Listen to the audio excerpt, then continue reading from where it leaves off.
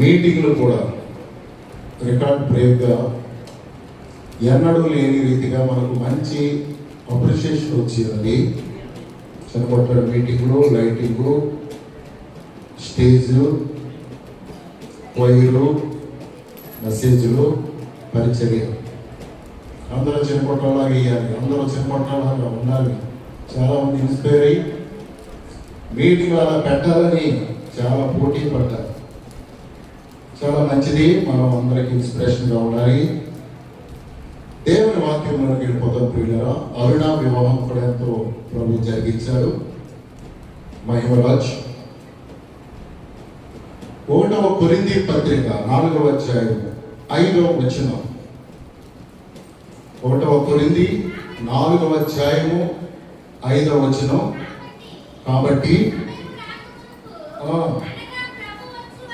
ప్రభు వచ్చే వరకు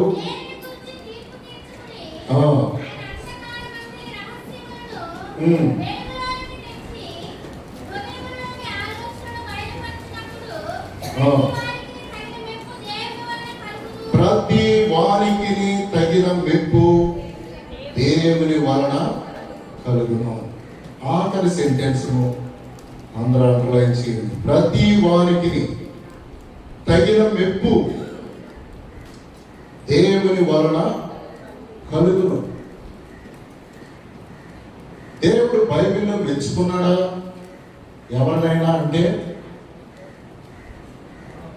మెచ్చుకున్నారమ్మా బైబిల్ పండితులు? మీరు అటు అనరు ఇటు అనరు. మెచ్చుకున్నాడు దేవుడు.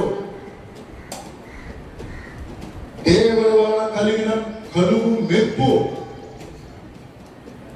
మెప్పు పెద్ద తప్పు అన్నట్లుగా చాలా మంది భావిస్తూ ఉంటారు. అది మనిషిని ఊరట కలిగిస్తుంది, ఎంకరేజ్మెంట్ చేస్తుంది. బలా నమ్మకమైన మంచి దాసుడా, ఎవరు మెచ్చుకున్నాడు దేవుడు?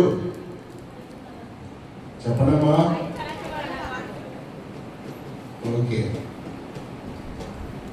మరి నిన్ను మెచ్చుకోవడానికి ఏ క్వాలిఫికేషన్ ఉంది?